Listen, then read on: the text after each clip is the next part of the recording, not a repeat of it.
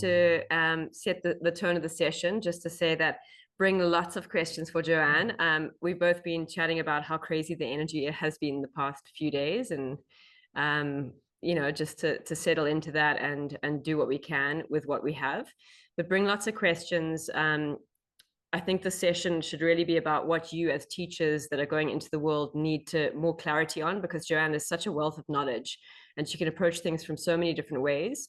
And just to have her input and just to make you feel more confident, which is what she's done for me, to really have your own voice go out there and feel confident in what you're sharing and how you're sharing it. So bring doubts, comments, questions, and feel free to share as much as you need to.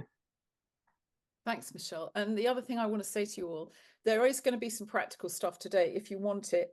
I had a slight disaster expecting my studio to be ready for me to work, and I didn't know. I'm in the process of moving, and there's lots of people helping me, and a whole load of stuff came out of storage. And of course, very helpfully, they put it all in my studio in front of my desk, and I can't move it. So it's like, how did this happen? And I've been trying to reorganize, and I just thought, okay, we're not doing that. And in any case, what I'm very aware of is I don't want to just give you a class plan so that you've got a class that you can rubber stamp on everybody. I want to give you the principles that you can use for yourselves and express, but I want to get them, and this is a kind of a fast track because we teach it over a period of time, but I want to give you this approach of understanding the body from a tension compression point of view, not just the stacked compression system that we're taught in standard biomechanics. And I'd love you to leave the session today really clear about what that means in practice and how you can translate it through different poses. But I've got notes from last time, but I've also got 2 or 3 basic principle ideas that I want you to experiment with. And then we can look at maybe, there's Tamlin, let her in. We can look at maybe doing I don't know what, a session or a recording based on people's feedback, whatever it is, Michelle, you know, I'm supporting you in every way that I can. And I just want you all to have this at your fingertips. I know you all get it because Michelle gets it and you get it in your bones. But that's one thing. It's another thing in the classroom, in front of somebody, when they say to you, why can't I put my hands under my shoulders and my thumbs in the floor when I'm doing cat pose?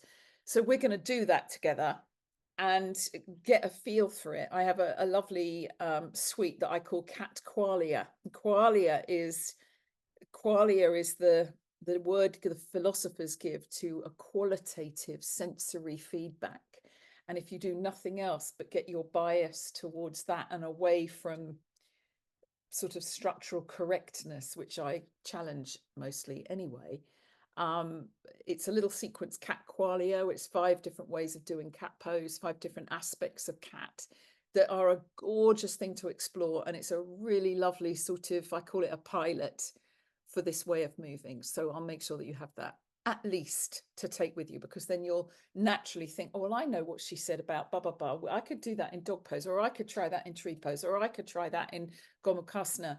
And that's where you will find yourselves. So I just want to say this to all of you. Every single one of you here is a healing artist. You are in the healing arts. You're in the field of the healing arts. Now, you don't have to call yourself a healer as such. I don't. I mean, people say to me, oh, yeah, well, you're a healer. Like, it's all right for you. You can do it by remote control, looking at somebody down the phone. And the truth is, I can be on the phone to somebody. I can hear their body moving. I can hear what's going on. And that's a bit of a weird one. It's not always correct. But that doesn't make me a healer. It still makes me a facilitator. However, we are all healing artists in the healing arts.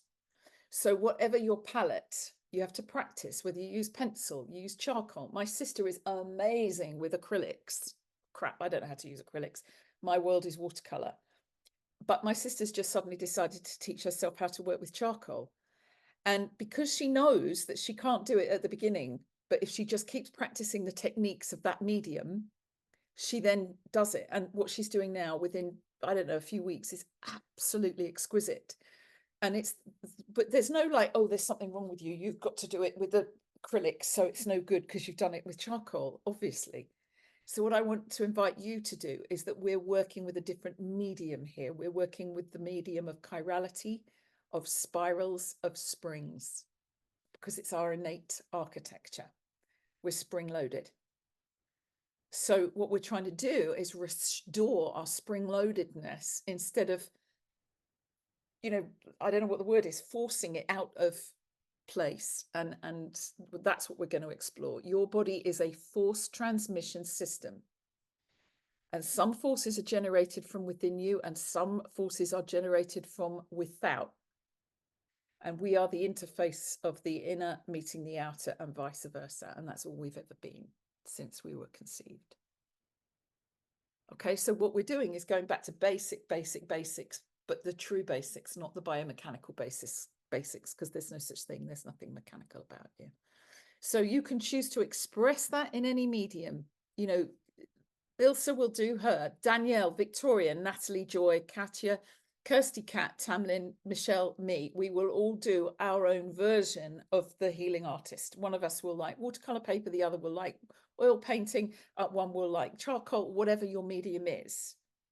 But the basic principles you learn about how to go from black to white to color, the basic principles you learn of how to work with water or with oil, the basic principles are, we're going to put some of those in place. Is that okay with everybody? Yeah, hands up. Brilliant. Great. Any questions that you've got, just fire them at me. We've got 90 minutes. And if we go over a little, as you know, I don't care. But at the same time, if we can compress and get into, so you've got some real gems, they'll be there as resources for you. And I'll do my best to put them into practice today. Okay. So it's not going to be like a class or do this, then do this, then do this. You've got more than enough yoga. We just want to take it back to basic principles. And it might mean going back to some of the things you thought you had sussed and doing them differently. Be patient with yourselves. Okay, this is a lot to learn and it's fabulous and it's worth it and it's super rewarding. But Michelle, why don't you go to bed? I'm gonna go now. It's just really, really lovely to hear you talk, Joanne. It's hard to leave. But I'm gonna go. Please ask good questions. I love you all. Thank you, Joanne. I really appreciate you. Thank you so much. I love you to bits. And no, it won't be like story time. I was going to say it's going to be gentle and you could just listen and fall asleep, but I don't think it is. I think you're all intrigued and you won't relax. No. So Okay, bye. listen another time, Michelle. Sorry. We need her, so we need her to be well. Okay, so does anybody have any big questions for me? It doesn't, well, small questions. Go, Joy. So hi Joanne. So I Hi, think Joy. the one thing I've really been thinking about after our last lecture is language in queuing. Yeah. And my known language and the language that I'm, I guess, attuned to because of the years of practice and picking up on other people and you know, kind of now not needing to, but understanding things differently, wanting to change that. Because there's always a lot of grounding through all 10 fingers and, you know, like there's a lot of force almost for structural alignment and I guess what I'm understanding is one, there's a need to soften the language. And also to create that chirality spiral, which I'm not yet sure how to do. Are there any like tips or yeah? So I think that for me is been a question since our last session. That is just a brilliant question. So are we both spotlighted for all of you? Can you see us? Yeah, great. Yeah. Okay, so here's the big shift. Your body already is made up of a chiral architecture. So the hard part in all of this is we're not abandoning the language and replacing it with a new language. We're suggesting that it is an inappropriate medium for our work. Okay, so I'm going to see if I can shift this, and it might leave you all feeling a little bit more lost than you were before, but that's fine. A, I'm here, and B, I can make it make sense. we all grew up, like it or not, with a language based in two main things from the last 400 years of what we've learned. One of those, I'm so sorry about I don't know how I do these. They show up. I know how to do that. That's the one I know. But all the others are random. So sorry. The language we've inherited is based on two things: physical architecture of buildings. Yeah. Vertical, it's got to be 90 degrees or it doesn't work. And parts, like imagine watch parts all put together. And the parts put together make the whole. That's the theory. Okay. And that means we've got a language of what's called, they're both common to both, is hard matter physics. Yes, architecture, a fascia board in a house is something that binds a door and a window above, that boarding that makes the window sit above the door, and it's all boarded over so that it can then be rendered. That's a fascia board. So it's the name of something. It's not where it came from originally, but it is where it came to be used in hard matter architecture. Now, the big problem is that we're made of soft matter. So the language of alignment, the language of structure, such as we've inherited it biomechanically, is a language that presumes that if you were going to build a house, you have to accumulate all the parts. Yes, you have to get the wood, the bricks, the cement, the mud, the glass for the windows, all the ingredients, the pipes for the fluid, and the electric for the wiring. And if you ever watch one of those renovation programs, they bring in all those parts into the yard, and then they build the house from putting them together. What turns everything we're doing on its head is that we self-organized from a dot. We begin whole, and we self-organize our parts as we develop the wholeness newly every day. So then you're like, well, now what? Hang on a second. What are you saying? What I'm saying is, you as an embryo never went into hospital inside your mother to have your pipes inserted, your vascular tubes, your neural system, your muscles, your bones, and your limbs screwed on, and your sensory system inserted. In fact, it's considered that a light beam comes in and animates the whole thing. And I'm going to, while you're here, I wasn't going to do this, but I'm going to do this. Have I shown you frog face? No, let me show you frog face. Let's do this. Frog face at Tufts University. Here we go. What we're able to do now. Here we go. Let's share the screen.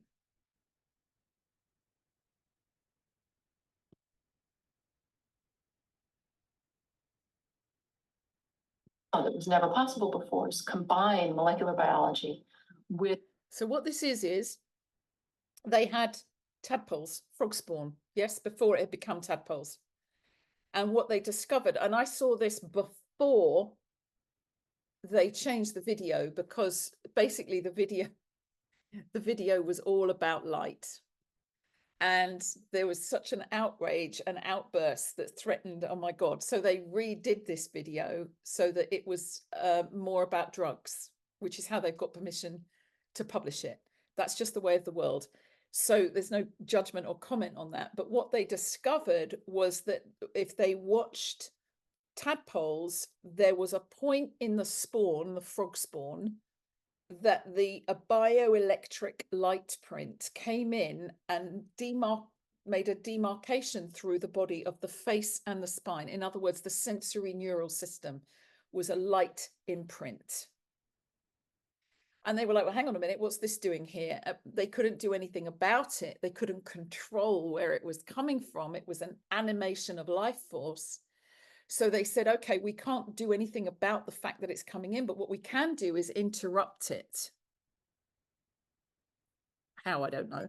So they interrupted it. And when they interrupted it, they got frogs, tadpoles with 2 heads or 3 tails or 7 legs or all sorts of weird anomalies. So what they discovered was that what animates living form is light, which has pretty much blown a hole in, because you can't follow through the assumption that we're made of parts that are put together. So the language we've developed, Joy, in our speaking is a language of square things that we've softened to levers, which is an open 2-bar chain, but in a flat plane, which is just ridiculous. And second and third and fourth class levers doesn't explain this, because this is spiral. And this is actually a very profound and complex geometry animated by life force itself. So what we've got is the biomechanical explanations over here and life force itself over here, and they don't meet. So what we're trying to do is bridge the two. So we have to forgive ourselves for getting the language wrong, but we're trying to do it with due respect for our ancestors and not make them wrong, because trust me, my great-grandchildren will make me look like an idiot. It's guaranteed. 10 years' time, everything I say now will be wrong. But I promise you, you'll be further across the Rubicon to how life animates life. Because you require 2 living beings to bring about the third child. There's the Holy Trinity, the Father, the Mother, and what's called the child of God. I know this isn't a religious statement either, but the idea in ancient wisdom was never our Father who art in heaven. That was a patriarchal organization. The actual original Aramaic Lord's Prayer is translated directly Father, Mother, God, and that is a principle of the masculine, the feminine uniting to form the third force, which is the child. So even in numbers, the archetype of numbers 1 and 2 are not numbers, they're parents. 3 is the firstborn, 3 is the first number. So what we did was we took the spirit out of science and then we made it hard matter and 2-dimensional. And we're multi-dimensional. So do you see, what we're trying to do is bridge the language from 2D to 5. Okay, so I'll try and get you there today. It's a tall order, but you're all bright. And I mean, when I say bright, I don't mean, oh, you're clever. I just mean you're all bright stars.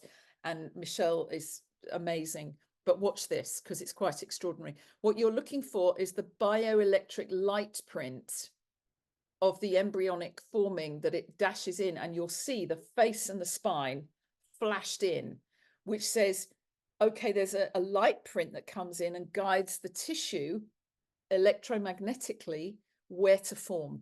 So it's got its genetic predisposition and then light force coming in from somewhere. It's mind-blowing.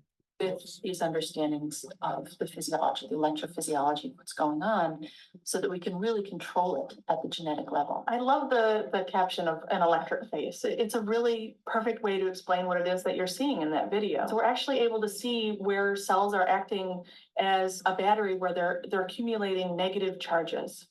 And the amazing part was that those negative charges overlap in areas where those cells are going to become parts of the face. So just cell divisions, lots of activity, front end of the spinal cord. Face and spine. Goes the brain, mouth, pharyngeal arches, eye, nose, ear. All of these things. Did you see that? Literally a bioelectric light print coming in and guiding the predisposition of the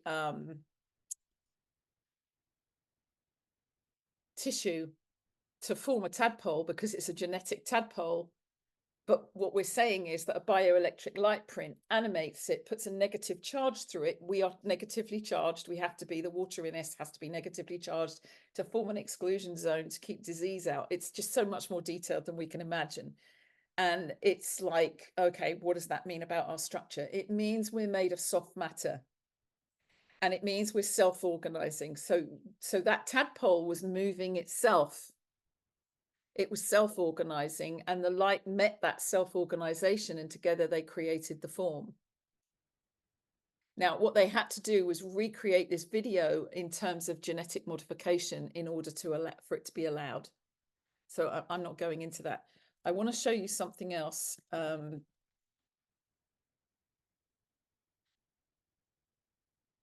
I shown you this, becoming? This is a friend of John Sharkey's. Let me see if I can. Are you seeing Becoming?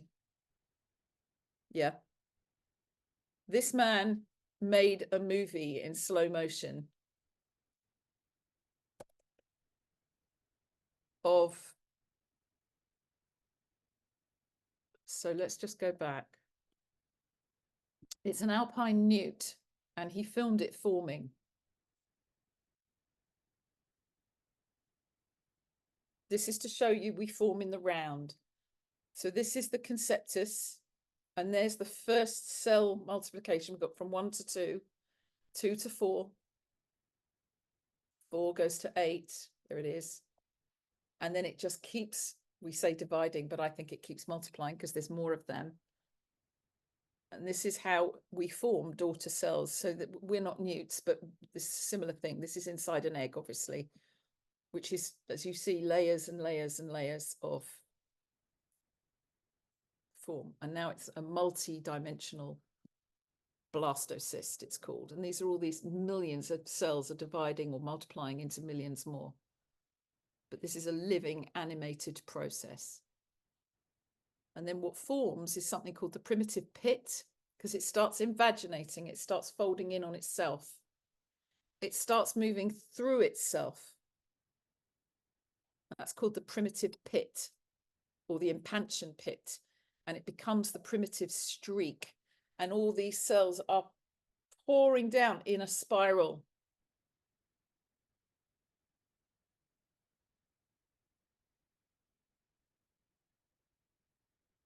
And you'll see it's going to form a streak in a minute. And it's all going on inside. And now it's syncopated by the heartbeat. And now it's going to form, this is the spine down the back. So this is forming together to form a tube around what's called a notochord. And this is how the spine forms down the back. And it literally zips up. But the heart that's beating it from the front is sending the circulatory fields back to the back of the body to form it, to design this spine from the front. This is where the heart is waiting to be incorporated. And gradually you'll see each part distinguish itself from within the whole, but the wholeness is relentless. So now you've got a very primitive spine down the back, and you're beginning to distinguish a head end and a tail end, but all these cells are continuing to grow and move and self-organize into their morphologies, into their alpine newt imprint, into their genetic code expressed as a kinetic sequence. Because if it doesn't move, it's not living.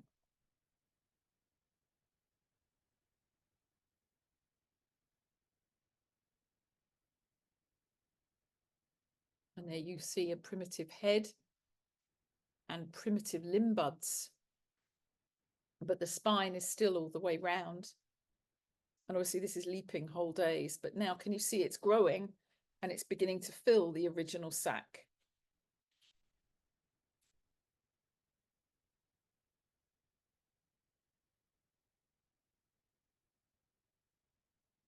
And it's very slowly starting to get markings, and it's wriggling out of its inner sac, growing into one of the outer sacs and unfolding. And you can see the primitive eyes at this side. There they are. Oops.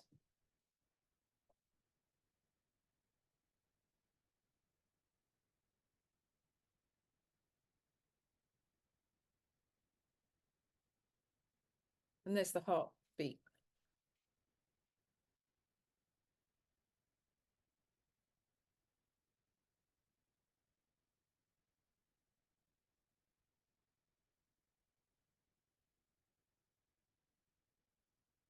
Still quite crude, but it's a kind of big tadpole. It's got quite a way to go yet. It's so incredible. I love this. I've seen it about 1,000 times. Oh my God. That's the eye. And now it's wrapped round itself.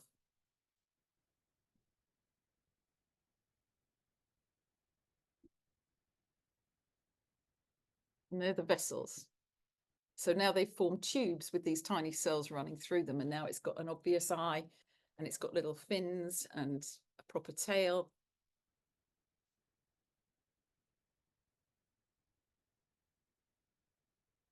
And it's unfolding and tensioned against the compression of the soft shell that it's in.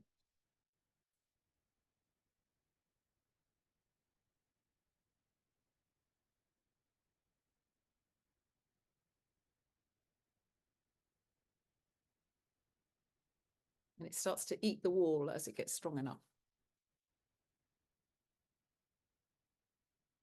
And there it emerges.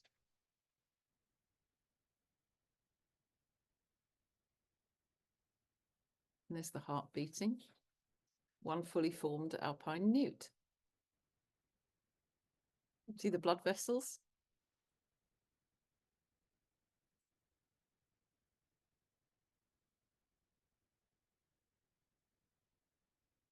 It's the heart.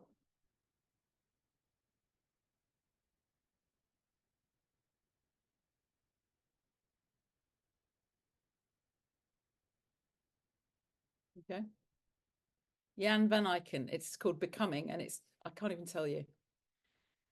So how does that answer your question, Joy? It shows you how we... Unlimited social media is great. Because you can see everyone's... What's that? Oh my God, sorry. Even though you're not there. Yeah, and it's only a tenner. Sorry. That was YouTube carrying on without my permission. Sorry about that. What I wanted to show you that for was so that you can see, A, that everything is in the round. Everything is round and surrounded. And everything is part of the whole. Now, there's no official bones inside an alpine newt, but there sort of are, because what then happens is, as it does all that swimming and twisting, and as we grow from neonates into, you know, newborns, and then we become babies, and then little toddlers, and then children, as we grow, and this is where I want you to use the word force, more forces are transmitted through us. So the inner part of us hardens in response. So a 5-year-old, 4-year-old doesn't have a fully formed pelvis. It's a ring of cartilage.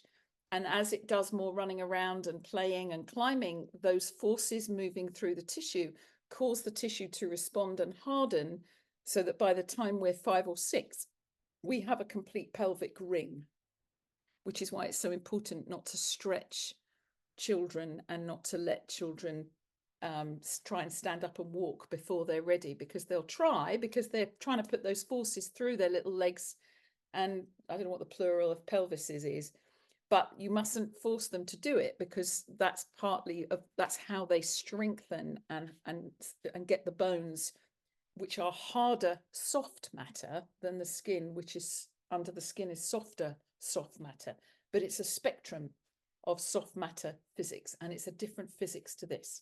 So we're not only looking for a new language, we're looking for a new listening. And that's actually what I think you mean. How do I say this so that my students hear me and don't think I'm nuts? Yeah, exactly. So one of the things that's so important that we need to understand is that this is not the model for us, this is, and you can see this now, because when you've just seen that alpine newt, everything in there was round. All the little cells forming, each one of them was round. So this is called a tension compression architecture officially, because as I push it in, it pushes back at me. And when I pull it out, it pulls back at me. I don't know how I did that. Sorry. So what we're doing here is we're emphasizing or amplifying what our bodies are doing anyway. So the reason we don't understand that, the other reason we don't understand that, is that everything in the human body is predicated on spirals. So a spiral, your fascia, you are made of the tissue that you watch that thing doing was basically something that can hold water. And fascia is a bound water matrix.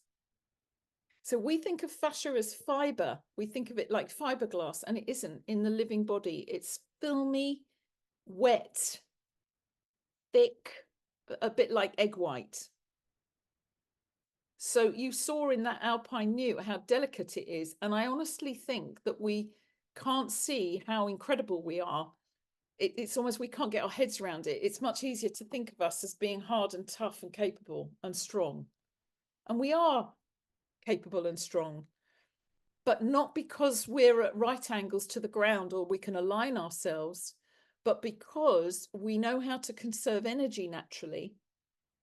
And we know how to move in very particular ways, but we haven't been taught those ways because we've been taught to do yoga to basically mimic this.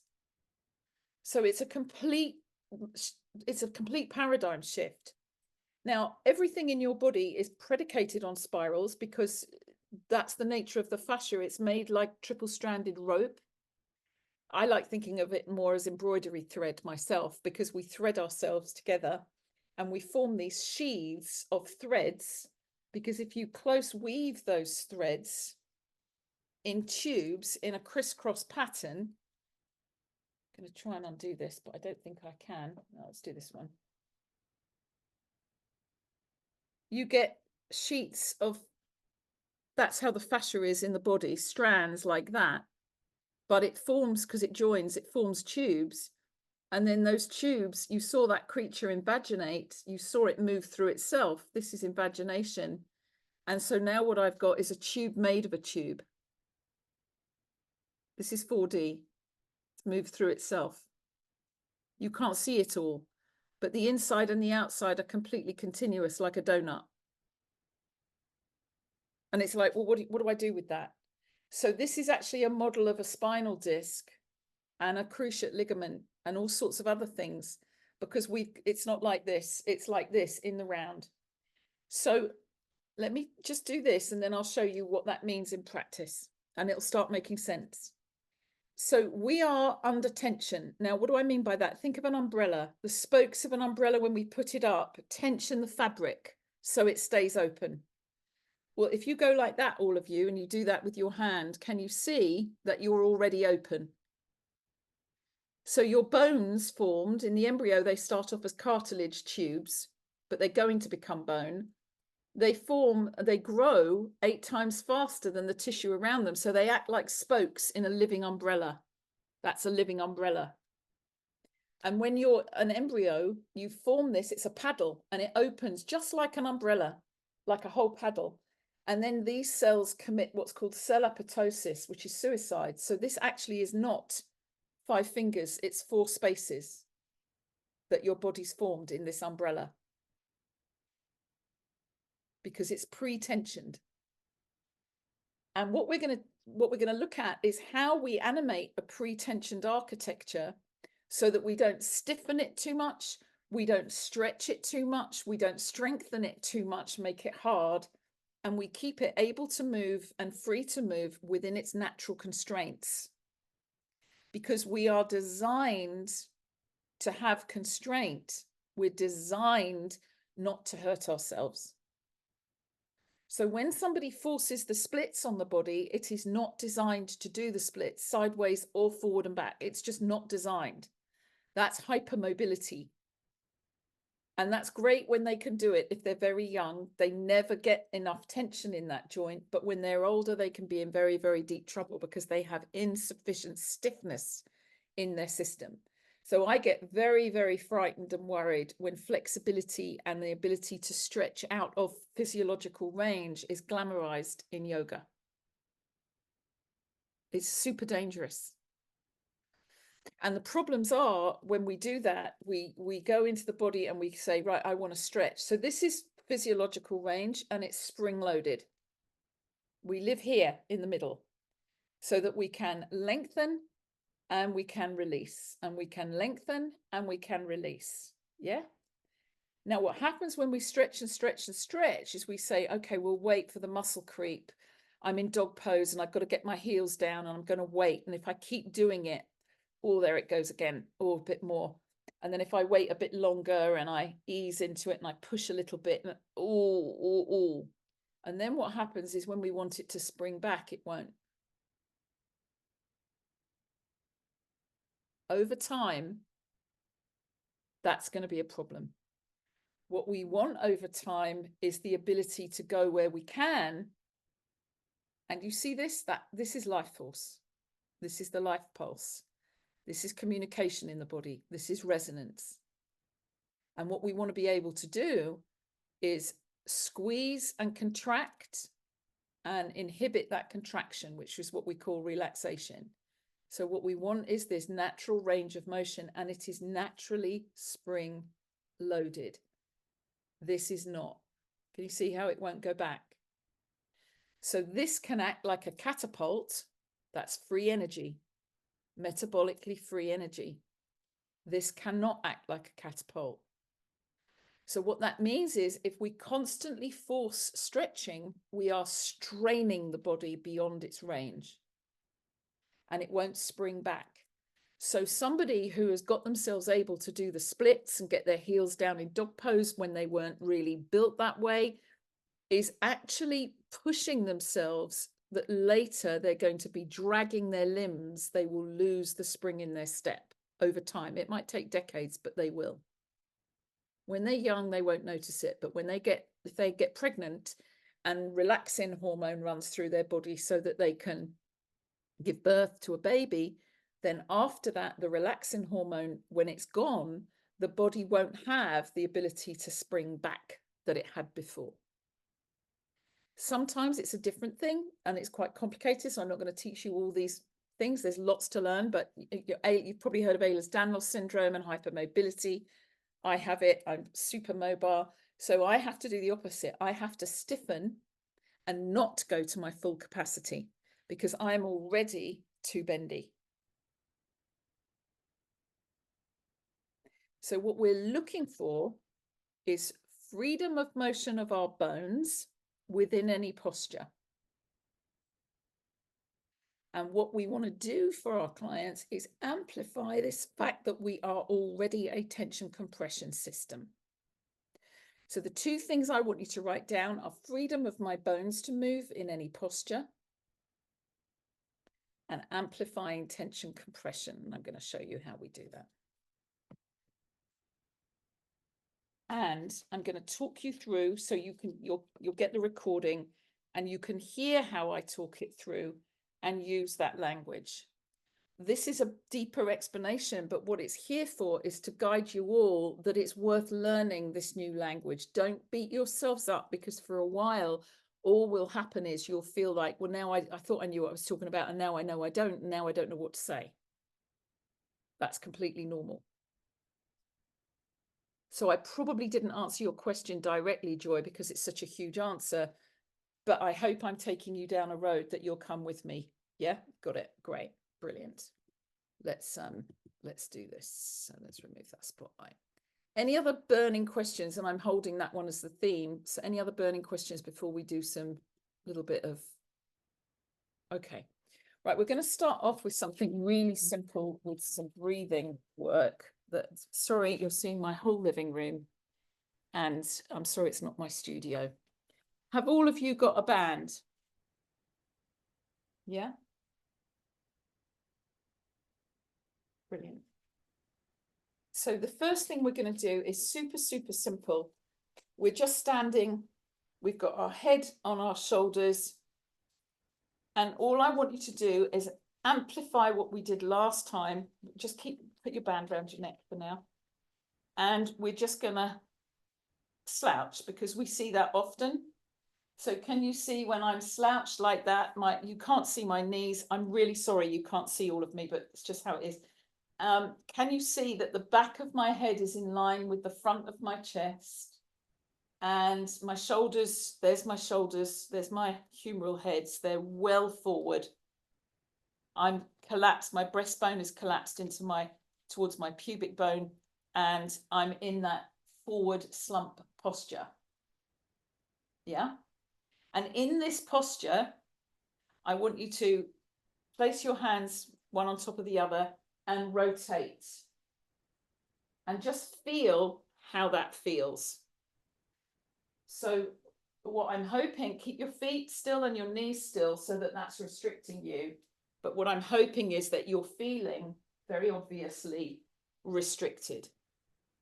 So now what we're going to do is basically drop the heels into the floor. Let me just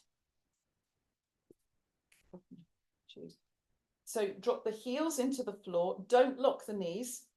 Bring the sitting bones over the feet. Spread the toes wide.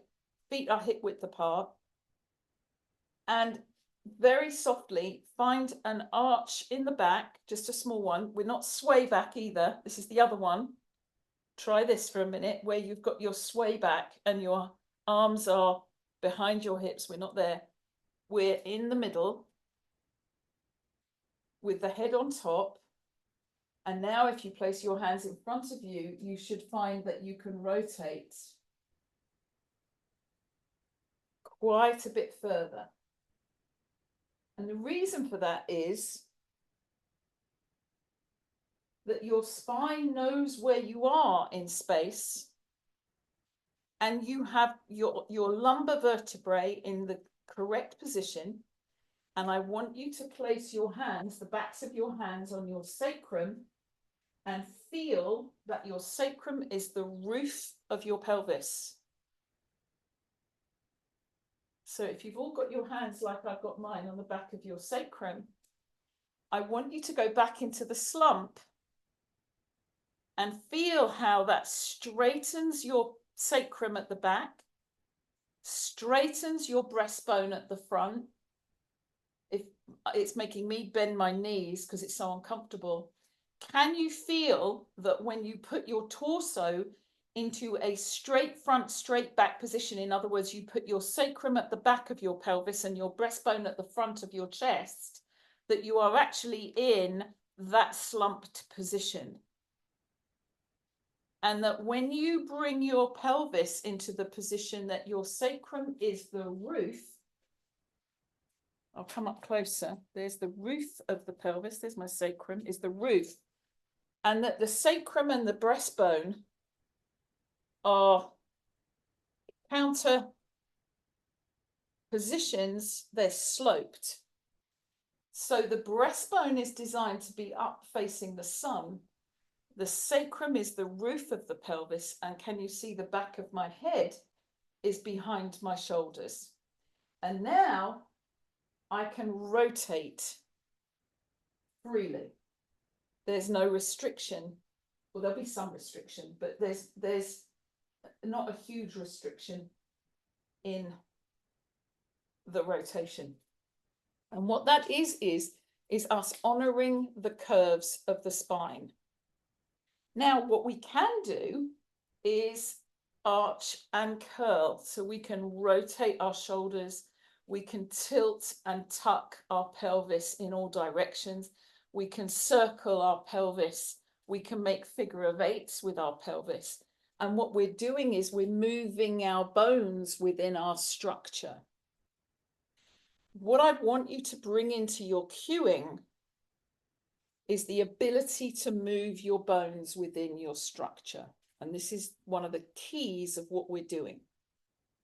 Now, one of the reasons we can't really feel that as powerfully as we could is because we've got a map or a model in our minds of a stacked compression system. We've all been brought up that the leg bones are stacked on top of the foot bones, and the thigh bones are on top of the lower leg bones, and the hips are on the thighs, and the spine is carried along as a passenger, and the head is on the top, and the arms hang off the side. Absolutely not true. We're a tension compression system out from the heart. We formed heart first in 360 degrees. So we're going to feel that. And the way we're going to feel that, and I want to really bring you into this, and you can use this in your classroom, is we're going to put the bands roughly in half over our heads. I know we all look like idiots, but I want you to feel this. And what we're actually doing here is we are amplifying the tension compression system. So when your spine grows, it actually grows to its full length by the time you're somewhere between 5 and 7. Your spinal cord has grown to its full length. And then the bones and the discs between them elongate the whole, what we call spinal column. It's not a column at all, but it's an S. It elongates and it lengthens the spine under tension. And that tension is how it's like the strings of a harp tuned to a certain frequency.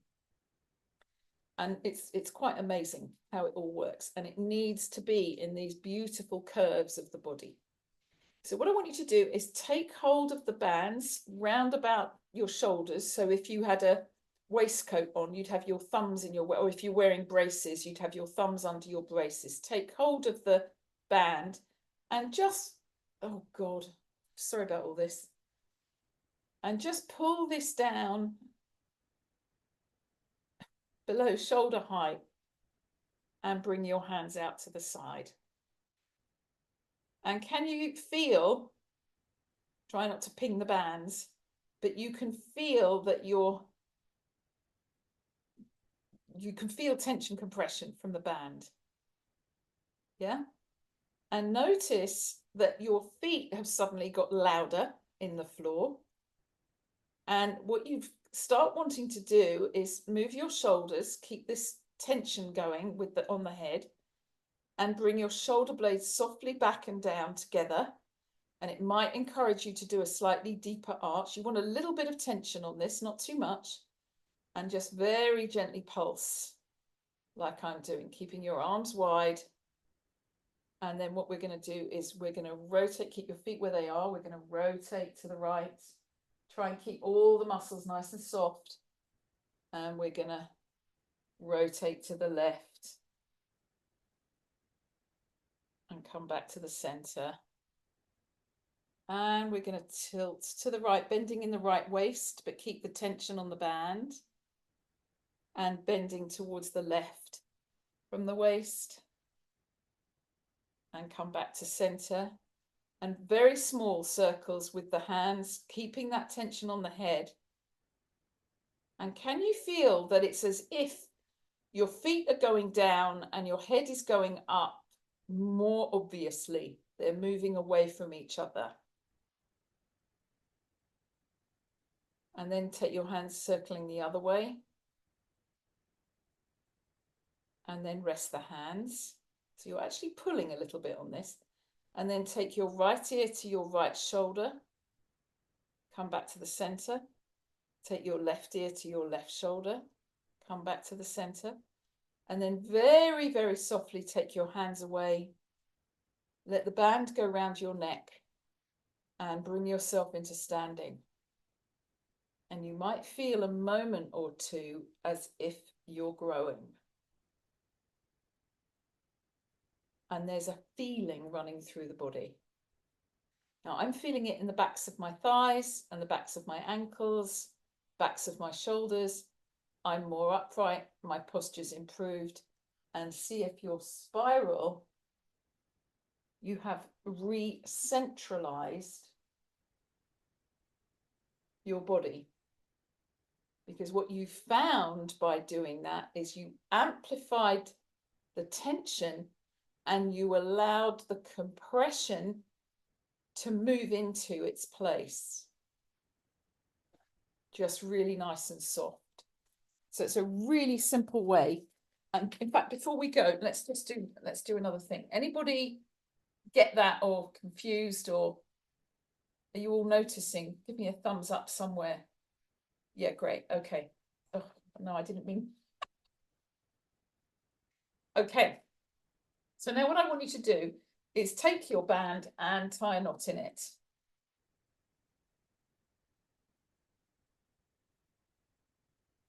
And I want you to put the band around your left foot and hook it up over your right shoulder. So it's diagonally across your body. So it's like a stirrup under your left foot. I've got a stirrup under my left foot and it's up. Now where it is over your shoulder is on the notch where your collarbone sits in your shoulder. So it's not up here over your trapezius, muscle, because that will just hurt you. It's right out as far as it can go. So if you've got a bra strap, it's going to be inside this band. Okay. So it's a compression, but it's a tension compression. And then what I want you to do is hook your thumb and inhale. And as you exhale, take this up. Inhale, take it across my body. Exhale. Inhale.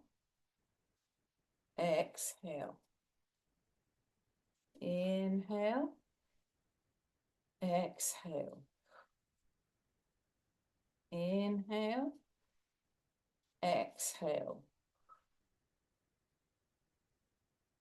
And then what I want you to do is take this up really, really high and come onto your standing leg on the right leg and lift the one that's in the band.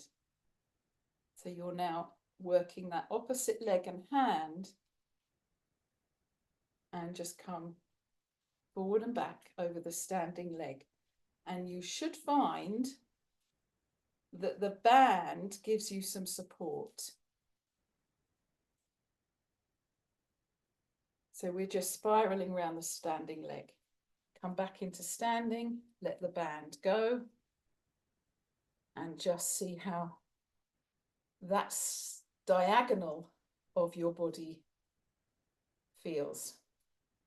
I feel now completely asymmetrical, and I feel as if my lung on this side is bigger. It's just the weirdest thing you can't explain. So we're going to do the same thing to the other side. Hook this under the right foot, bring it up over the opposite shoulder across the front like a sash, but it's held down by the other foot. And we're going to inhale and exhale. Inhale.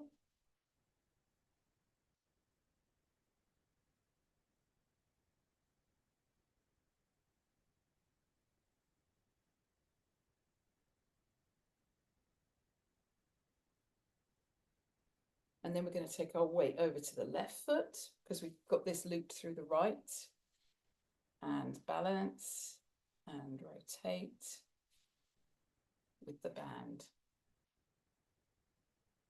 And come back to center.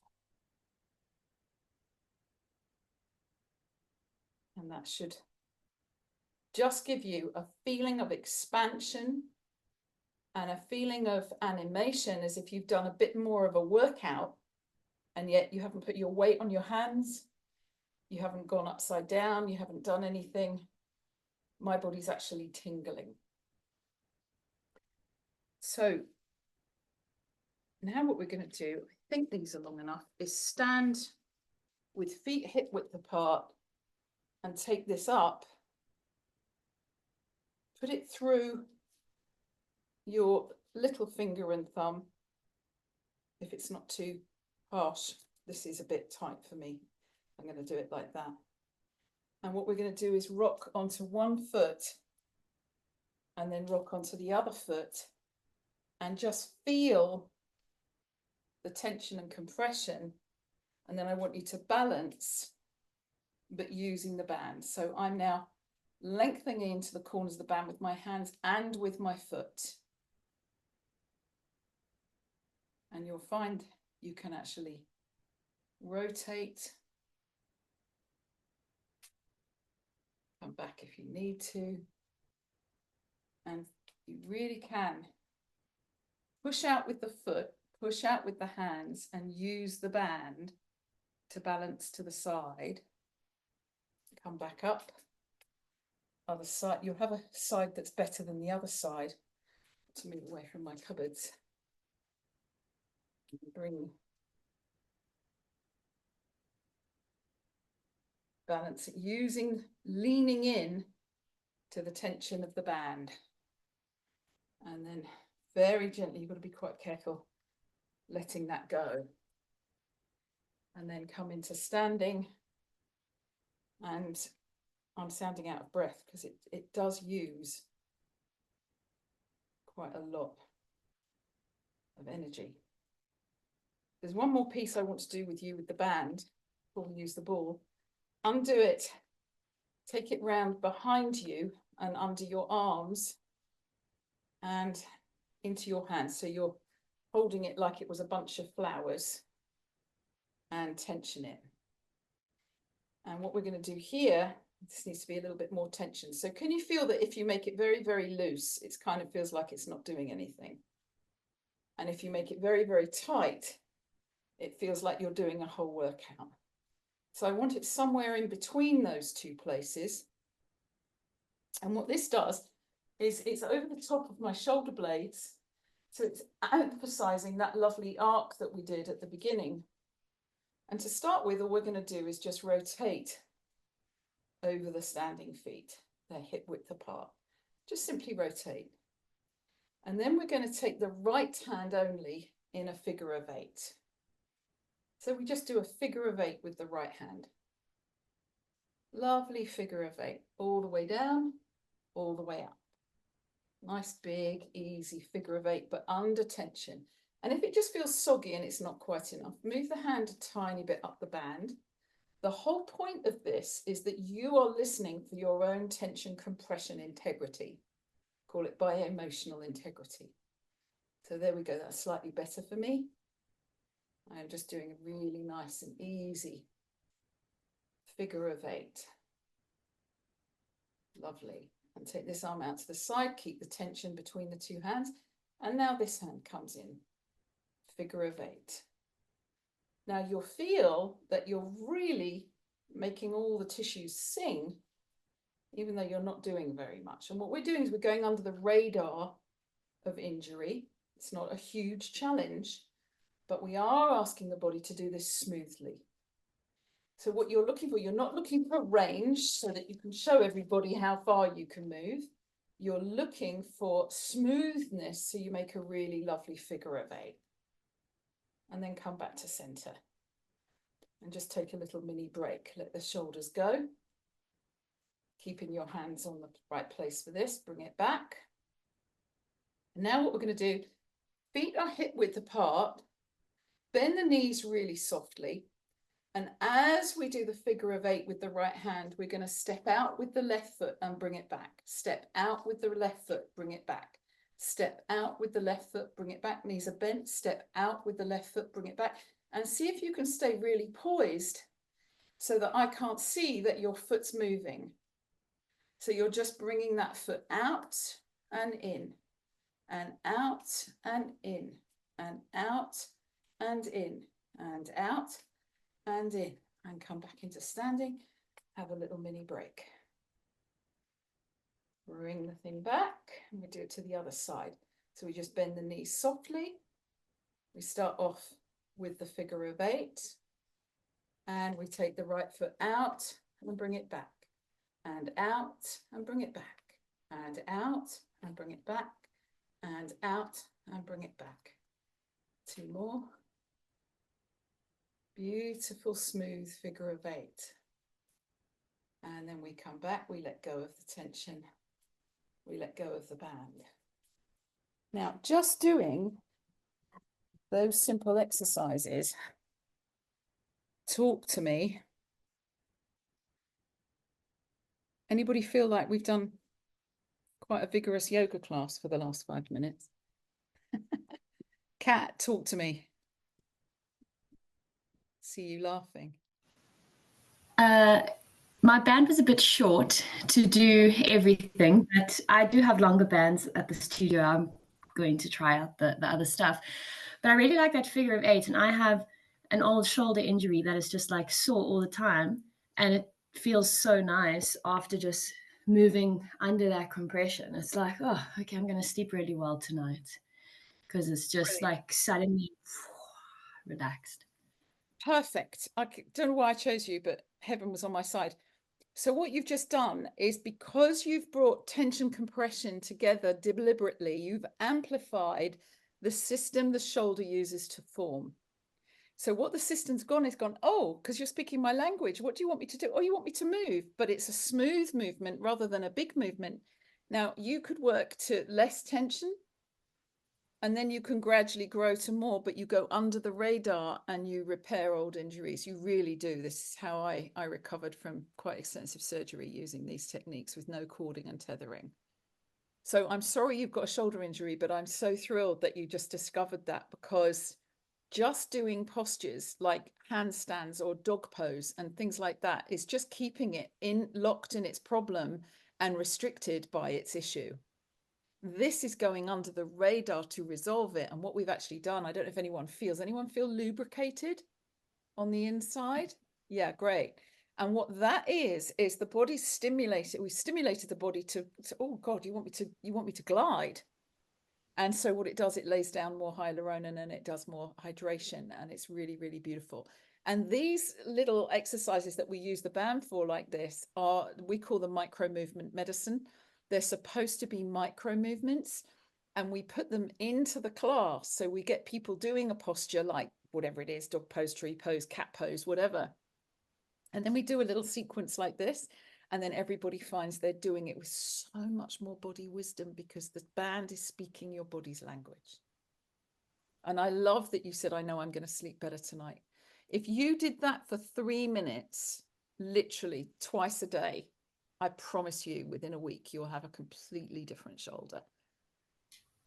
Okay, I'll do it and I'll send you a message. Please, because Paul says do it on the hour for a minute. Okay, if it's a long day and you're sitting at your desk, yes, but I don't know about you, I get carried away at my desk and I don't notice the hours. He has a pinger, goes off on the hour, and he gets up and does something for 2 minutes. And he's amazing. I mean, he's 53 and he does Brazilian jiu-jitsu, and he gets mullered on the mat, and every single time he turns up for that mat, he's ready, he's not in pain, because he knows how to do this with his body. On the hour he does these micro movements, and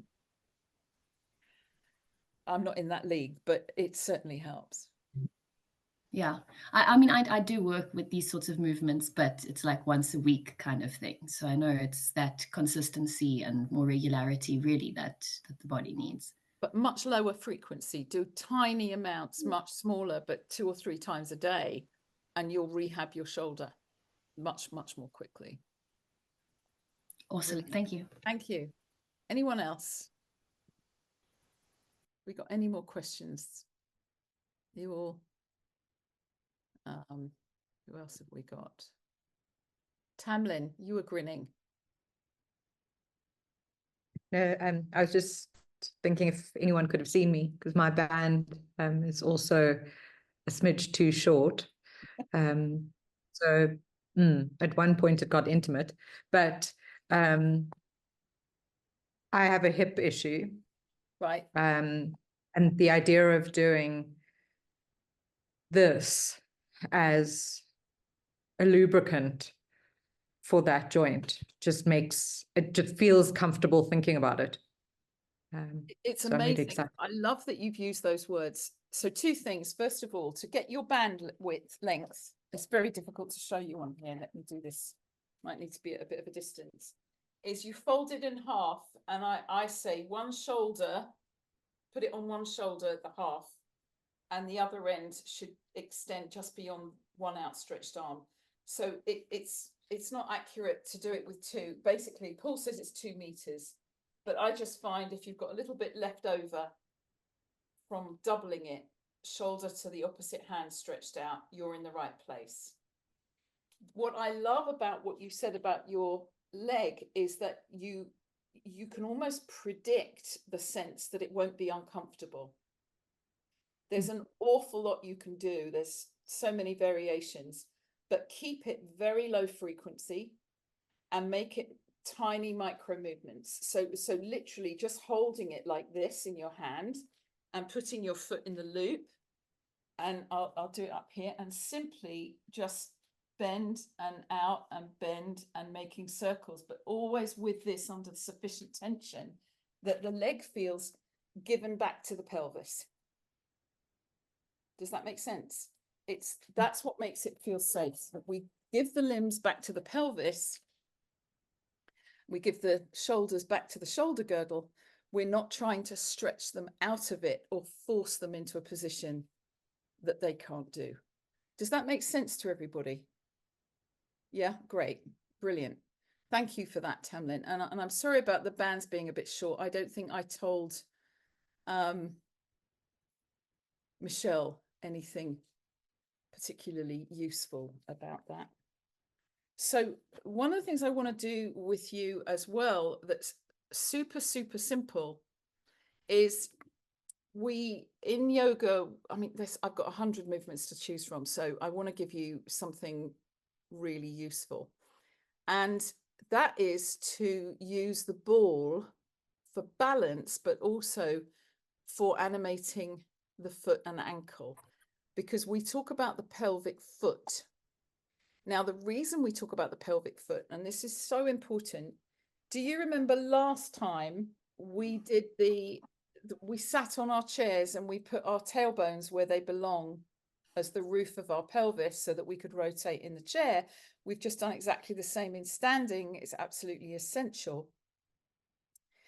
And what we also need to be able to do is work standing up and get a new sense of animation in our feet and ankles in standing. And I honestly don't know if I can do it in the setup that I'm in at the moment, but I'm going to do my very best. And I don't know if you're going to be able to do this, so we might have to talk you through it. The first thing I'm going to do that's super, super simple is, have you all got a ball with you? Is very, very simply, in our lovely upright posture that we've now established with the bands, we're going to place the ball on the chest. We're going to place one hand on the ball and the other hand on the ball, and we're going to animate, or we're going to squeeze the ball towards the chest. Now, this looks like nothing. This looks like, what are you doing? What's this for?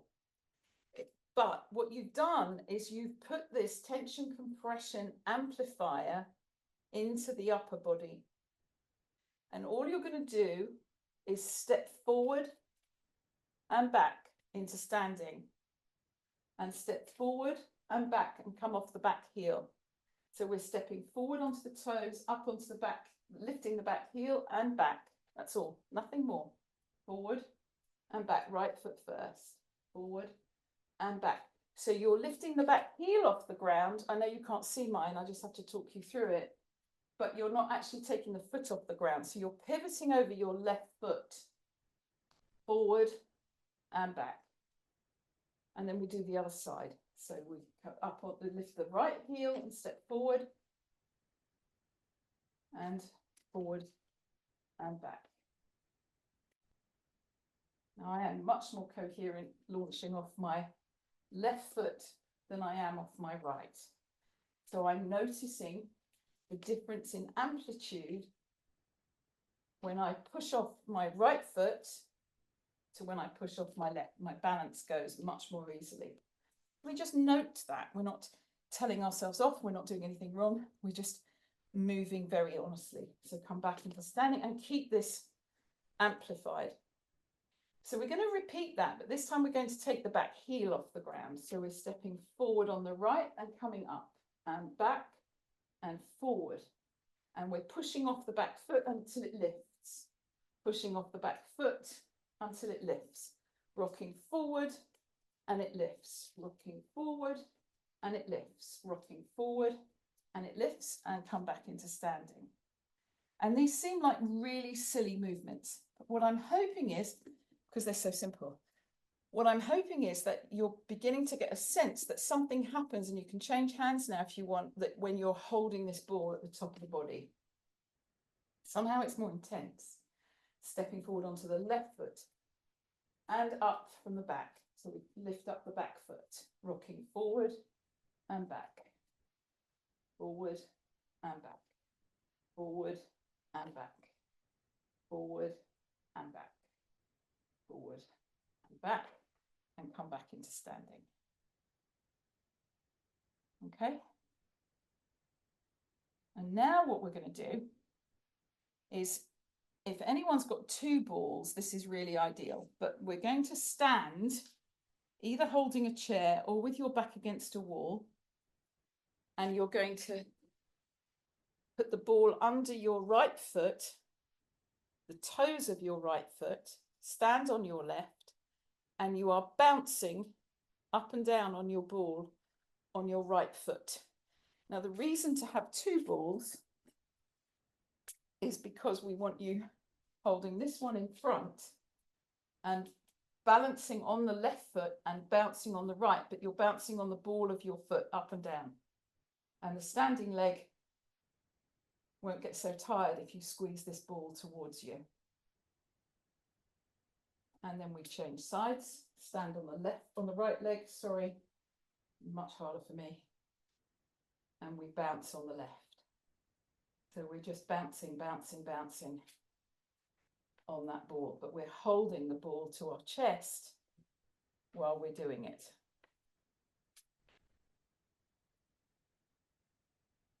Now, all of these exercises are animating gait. So then, and this is another variation, and I'm going to leave you to explore these yourself because we have a limited amount of time. I want you to place a ball behind your head because it completely changes your standing posture. So you're not against the wall, but you've got the ball. You might have to do this afterwards in a different room or in your studios. And now you take the other ball under the ball of the right foot and balancing this, your head against the ball at the back of you, you're pressing into it and bouncing the ball of your foot.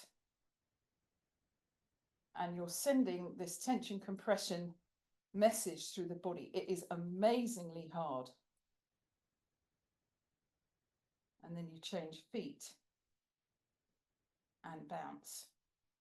And if you do this with the band at the same time, doing figure of eights with your hands, you can get really, really sophisticated with it. So they are just some ways of working. Now, the other thing I'm going to invite you to do now that you're sitting down again, and I want you to go and explore all these. And then we'll I don't know how I'm going to do it, but try and do cat with you, is that you put the ball behind you. You've probably all done this, and you move where you put it. So put it between you and the back of your chair, have yourself up on your sitting bones, and you're much more relaxed. Anyone feeling like they've done a whole workout and you've only been doing it for a few minutes? And what you've got is this, the body's awake, it's ready to roll. You're reintroducing the original pattern to the body. And what happens is it remembers. So this is a completely different mindset from training yourself to get better and better because you're getting more and more stretched in dog pose or more and more aligned. This is about resting and animating in what we call dynamic rest. So you're now sitting in your chair. You can feel you're sitting, but I don't know about you, but I can feel the heels, my heels. I know you didn't all do all of that, and you can do each one of those for 2 to 5 minutes. But now I've got my ball in my back and I feel very ready to roll. So I've lifted, we've done something to expand our breath. We've got our head on top of our shoulders.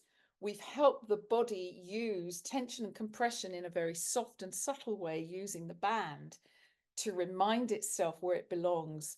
My legs are awake, my arms are awake, my head and neck know where they are, and my spine can feel the ball. And it's almost as if it's sitting here. I call this the sit up and smile gym, as opposed to the sit and slouch gym, which can, in a very friendly and loving way, it's not straining me. I'm not working to do 20 of those reps or get stronger or balance on one hand for longer. I've just animated my system in its own language by using two things: a tensioning band that I've done the work inside of, and a tension compression ball. We provide the compression. They are co-creative forces working together. The air in the balloon is pushing out, the skin is squeezing it back in. So the compression, which is the air, is pushing out, tensioning the tensional aspect, and the tension is squeezing the air, which is compressing the compressional aspect, and they co-create volume. The same principle as Father, Mother, God, tension, compression, volume. They give birth due to their specific arrangement, due to their pattern. They give birth, they give rise to the volume of the ball that's in your back. And you can be sitting at your desk, and this is why I think this is a superpower. If you're up on your sitting bones and your feet are comfortably under your knees, you can be sitting at your desk working, and you do not have to be straining. You are training in the sit up and smile gym. And the exact same chair with the exact same computer at the exact same table, if you've got your ankles crossed and your heels behind you and your body rounded and your hands like this, you are straining. And what will happen is the tissue in the back of you will eventually stretch to its limit and go, uh-oh, there's two things going wrong here. One, I'm using too much metabolic energy to keep you in this posture. So I'm going to stick the tissue down so it stays there without effort. And two, I'm going to adopt and stiffen into this posture because it's where you want me to be. So I'm not using so much metabolic energy, and I'm going to glue and stick this down to save it and put you in that position. And so what happens is you gradually accept the strains of the sit and slouch gym, but don't think that because the mindset, the timing mindset, this is the tissue of temporality.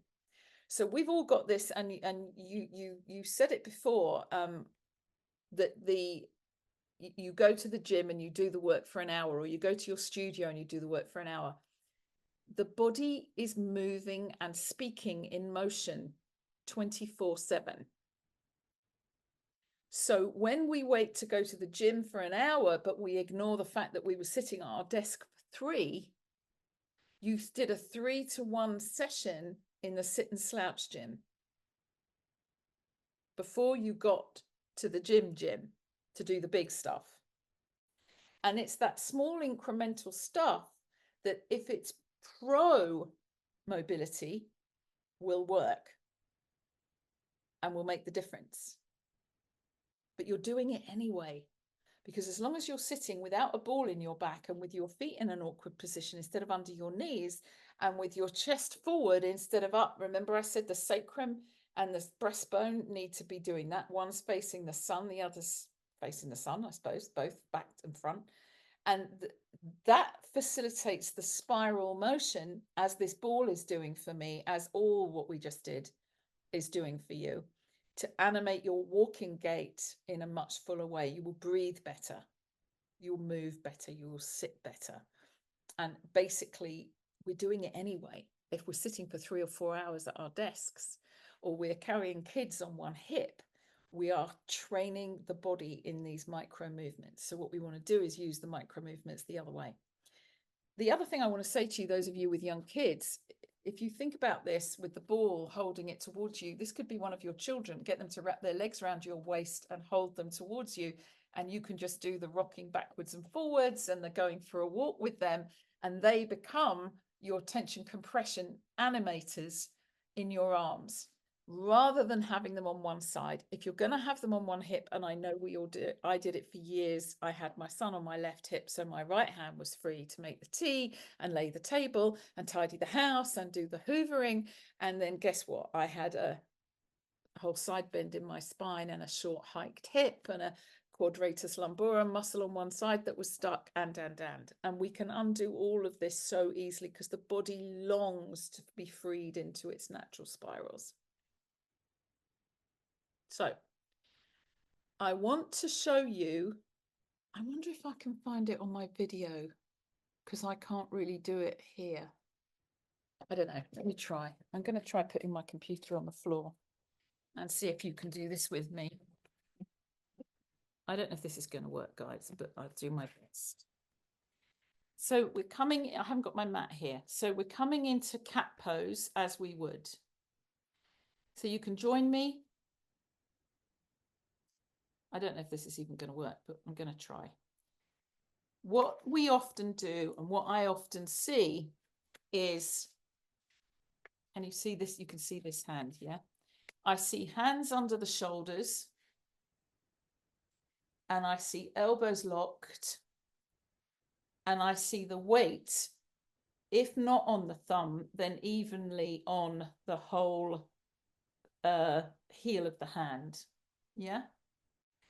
And what I'm going to encourage you to do is take your hands slightly wide of your shoulders, slightly in front of them, so they're not under you like this, so you can't lock the elbows. This is a very female thing, that our elbows go the other way. So we take them slightly in front of the body, we take them slightly wide, and I'm going to invite you to rock out onto the outer part of the hand, this part, because I want you to feel something.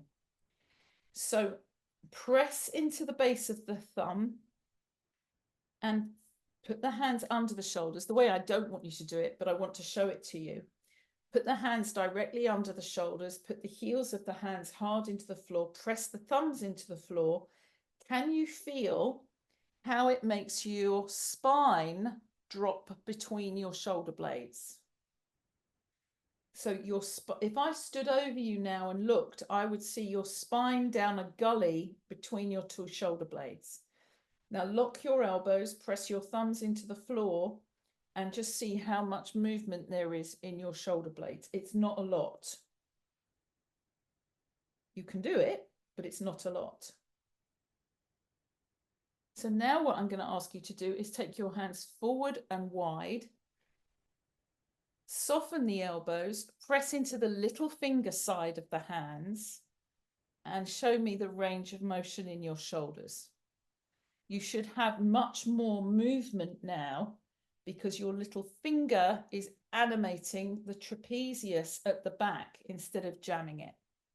And the secret to this is that we can move all of the body, all of the shoulders, all of the hips. So have the knees a little wide as well, so that you feel that you can rock and roll your pelvis and rock and roll your shoulders within their placement.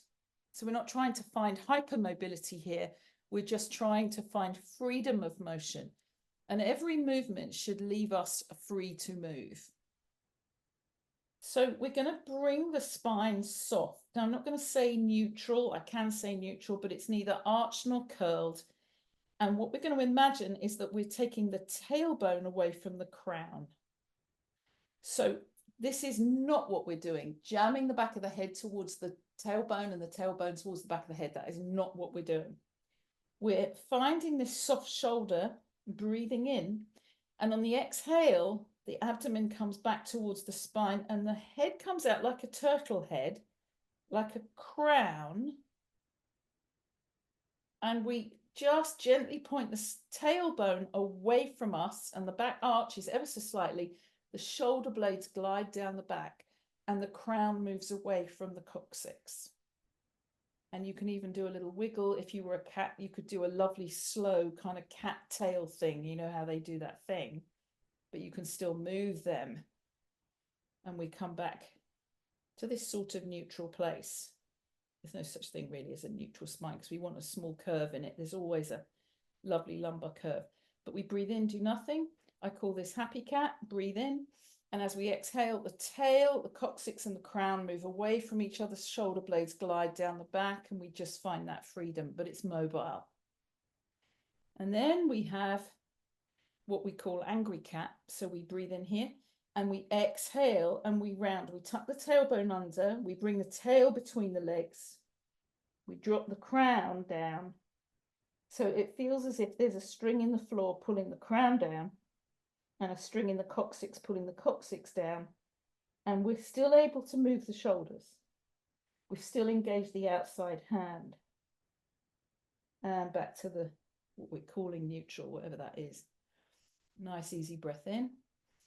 And exhale. And then this is the angry cat arch. So it's still down, but we're not trying to tuck the tailbone under. We're just dropping the coccyx down towards the floor and the crown towards the floor, dropping the head, rounding the back, coming back to center. So that was happy cat and angry cat. And now we have curious cat. So we just pad the hands a bit. Don't let them hurt you. Just move them slightly. Maybe turn the hands out a little bit. Just keep them soft, but always engaging the outside of the hand. The thumb side should be very free. And in this one, we're going to be curious. So we want to imagine that we want to look around and see our tail. So we inhale. And as we exhale, we look as if we wanted to move our tail. So we imagine the tail's coming this way and we're looking around to see it. So we're shortening the left side, lengthening the right. Inhale to center, exhale to the other side. Curious cat. Round to the other side. And just do one more. Inhale, exhale, curious cat. Coccyx coming towards the crown, but to the side. Breathe in, do nothing. And exhale. Curious cat. And nice and soft. And obviously I'm only giving you a taster of each of these to do yourself. And this is a really nice thing to do, is to just spiral on the limbs. The hip joint is nice and soft. And we're just seeing if we can make circles with the whole body and circles the other way. So we're just reminding our limbs that they glide around these, we call them dynaments rather than joints. So now we're going to look at chiral cat. And what we do here is we take the right hand, we take it through, and we just come right down the opposite leg or slide the hand away. We're just spiraling down, coming back up. Breathe in, do nothing, exhale and spiral the other way. You can take it down the leg and come back up. Breathe in, do nothing, spiral, come back up. Breathe in, do nothing, spiral. So you can come right down onto that shoulder, look over the other shoulder as you deepen into that posture. And then finally, so we've done happy cat, angry cat, curious cat, chiral cat. The last one is invisible cat. And this one is really helpful to any of you that have low back pain. So don't forget, outside of the hand, find a new position for the hands, wide of the shoulders and soft. And what you're going to do is press the left knee and the right hand into the floor. And then you're going to press the right knee and the left hand into the floor. It's a really small movement and you feel it right down low in the lumbar spine. So it's as if you're walking, but you're pressing left hand, right knee. Inhale. As you exhale, right hand, left knee. Inhale. Exhale, switch. Now this should be really tiny. And you can bring your hands a little bit closer together, but keep them in front of the shoulders, not underneath them, so the elbows are soft. And press left hand, right knee, right hand, left knee. Right knee, left hand, left knee, right hand. So there's this really deep, subtle walking movement in the lumbar spine. And that fires the very, very deep paraspinal muscles in the lumbar spine. And it's really, really healthy animation, especially if you spend a lot of time sitting. So I can send you a little picture of those cats. Not a picture, of a paper that shows you those 5. Let's see if I can put this up right. There we go. Okay.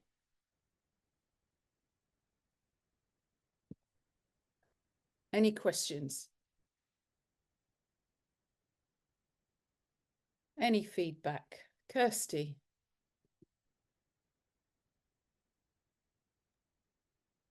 Hi, Joanne. Hi. I really enjoyed that because I teach cat-cow in my yoga classes 99% of the time. Yeah. And I love to encourage free movement in that sequence because a lot of people can feel quite static. And I see a lot of this when they're doing it. So this is really fun and I'm looking forward to bringing it into my classes. Great. Well, I'll send you, it's just a little piece that's got the name of each one of them and what we're doing.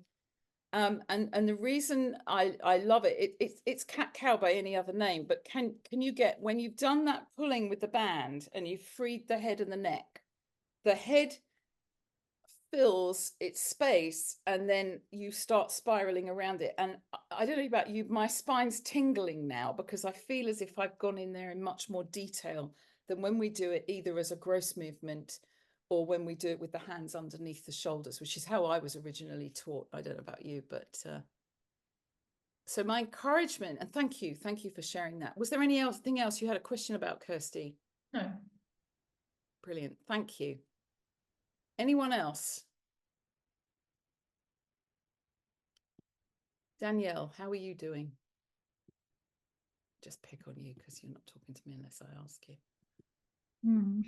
I was waiting. I knew you were going to pick on me. I knew it. I really love that subtle just pushing into the one hand and the other leg. I have very flat feet and I have scoliosis also, and everything's connected and so on. And I have a question more about the scoliosis and so on and fascia. And when I'm going to the chiro and you're clicking me and I feel amazing afterwards and it's great, but then I'm going to see you again a few months later. So how much is it your spine, my spine that's hanging out, and how much is it my fascia that's actually hurting, like that gives me a bit of pain? Okay. First, we have to talk a little bit about your scoliosis. Is it a fully diagnosed idiopathic scoliosis from teenage, or is it a small side bend that's like you can only just about see it on an X-ray? Give me a scale of. No, like small side bend, like nothing overly crazy. So if you can find a structural integrator somewhere in South Africa, that can be modified and corrected. Okay. Your bones are made of fascia, your tissue's made of fascia, your ligaments, everything is made of fascia. So what's basically happened is your spine has got the erector spinae muscles, and all the muscles in between are tighter on one side than the other. That's all. They're further away on the side the bend moves away from.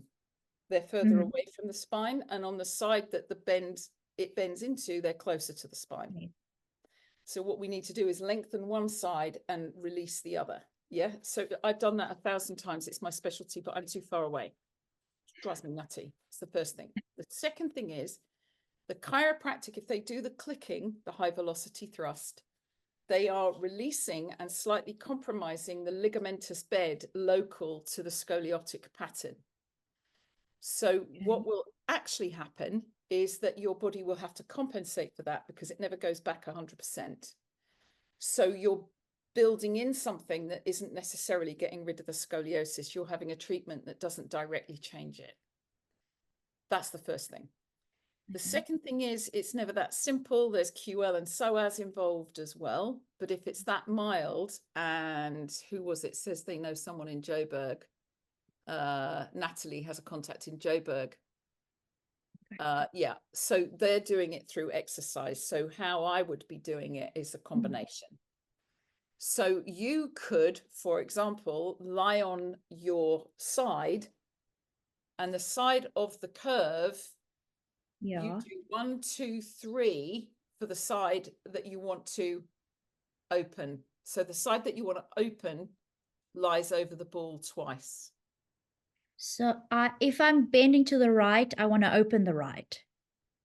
Which side is your scoliosis? If I was standing looking at the back of you, have you got a right side bend? Yes, my belly button's even like on the right. That's the psoas, not the scoliosis. So they're both confused. Okay. Bless your heart. What was sports were you doing as a teenager? Swimming, hockey, squash, dancing. It's probably the squash and the hockey I then. was going to say the squash and the hockey. Yeah. There's always a racket or a javelin involved in what's considered a scoliosis in a young adult of your build. Always. There's tennis, squash, hockey, javelin or pole vaulting, because they always carry the pole. Yeah. But it's the javelin. So I want you to understand scoliosis is not a disease, it's a shape. It's a changeable shape because your body's made of soft tissue, and that soft tissue can be adjusted. And it might be that you've got a bony configuration leaning into it more now, whatever, but it can still be adjusted so that you feel upright. It's not got to be perfect. I personally would recommend that you went to, if you can find a structural integrator in South Africa. I don't know if anyone there does it. Do you ever travel? Not really. But I'll come visit you if I need to. Absolutely. I tell you what, John Sharkey is trying very hard to get a human dissection program at a university in Joburg. Are you guys in Joburg? Yeah. Yeah, all So of us. if that happens, we will treat you and show you what to do. I don't want you to worry about it because it's not a great big huge thing. It's a dealable with thing because your whole body's made of soft tissue. Your whole body's made of fascia. So what we want to do is get the myofascial elements, the bony fascia, the tendinous fascia, the ligamentous fascia, the myofascia. They all have different textures, thicknesses, and behaviors. So we have to treat each one differently. So we have all these modifications in our hands, and then we get you to do the band. So you know what we did standing in the band?